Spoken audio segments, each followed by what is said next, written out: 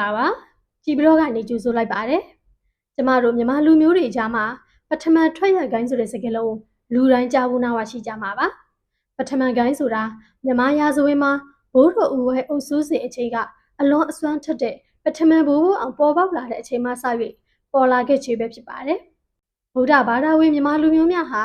ယေဒနာသုံးပါးကိုသာအထွတ်အမြတ်ထားကိုးကွယ်စည်းကပ်လေးရှိတတ်ကြပေမဲ့ဘိုးအောင်ထွက်ရပေါက်ပြီးတဲ့နောက်နှစ်အတန်းကြာဘိုးမင်းကောင်ကဘိုးအောင်နေရာမှာဝင်ရောက်လာပြီးဘိုးအောင်ကဲ့သို့ပဲလူအများကဘိုးမင်းကောင်ကိုလူကြီးမိဘဆရာသခင်တို့ကဲ့သို့မျိုးသိလေးစားအားကိုးမှုများရှိကြပါတယ်။ယေဒနာသုံးပါးနဲ့တဒန်းနဲ့ထားပြီးကိုးကွယ်စည်းကပ်ခြင်းမျိုးတော့မဟုတ်ပါ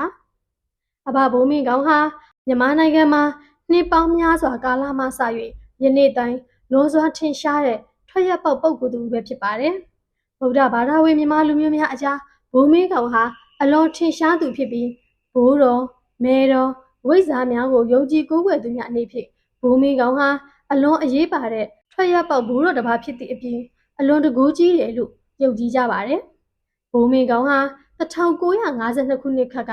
ပုပ္ပားတောင်ပေါ်နှင့်အနီးနားဒေသများတွင်သတင်းသုံးနေထိုင်လေးရှိပြီးပုပ္ပားတောင်တော်ပေါ်မှာလည်းဘိုးမင်းကောင်နေထိုင်သွားတယ်ဆိုတဲ့နေရာအမှတ်အသားများရှိနေပါတယ်။ပထမဘိုးအောင်ကဲ့သို့ပဲအလင်းတစ်လျင်းတစ်တလို့ဒုက္ခရောက်နေသူများကိုကုညီဆောက်ရှောက်လေးရှိပြီးမကောင်းသူကိုပဲကောင်းသူကိုကဲတဲ့ဘိုးတော်အောင်မင်းကောင်းဟု၍လည်းတချို့ကခေါ်ဝေါ်ကြပါတယ်။ဘိုးမင်းကောင်းဟာအနေအထိုင်ရိုးအေးပြီးတိုက်ပုံစွတ်ကျဲနှင့်ပစိုးကွက်တို့ကိုဒါဝတ်စလင်းရှိကစကားပြောရာတွင်လည်းရှင်းရှင်းနှင့်ပြက်ပြက်ပြောတတ်ပြီးတဘဝက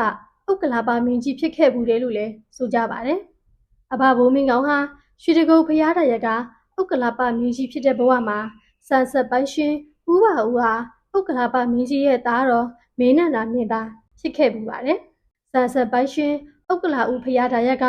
ဦးပါဦးနဲ့ဇနီးတော်တင်လာမိသားစုကိုဘိုးမင်းကောင်မှသူ့ရဲ့ဓာတ်ပုံကိုပထမဦးဆုံးရိုက်ကူးခွင့်ပေးပြီးရင်းသက်ပုံများကိုမြန်မာနိုင်ငံတဝန်းလုံးတို့လူဒန်းခွင့်ပြုခဲ့သည့်အပြင်အဘရဲ့စပင်များကိုလည်းဦးပါဦးဒေါ်တင်လာမိသားစုတို့ပေးအပ်ခဲ့တယ်လို့မြို့မမြင့်ကျွဲကအထောက်အထားများနဲ့တကွမှတ်ချက်ပြုခဲ့ပူပါတယ်။ရကုတ်တိုင်းဒေသကြီးတင်ကန်းကျော်မြို့နယ်မှာတည်ရှိတဲ့ဥက္ကလာဦးဈေးကြီးကိုတည်ရမှာလဲဖျားတရားကဦးပါဦးကအဘဘိုးမင်းကောင်းလွှမ်းအပ်လိုက်တဲ့ရောအုပ်ကိုထိတ်ဆုံးတွေငုံပြီးဌာပနာထားတာဖျားအနီးတွင်လဲ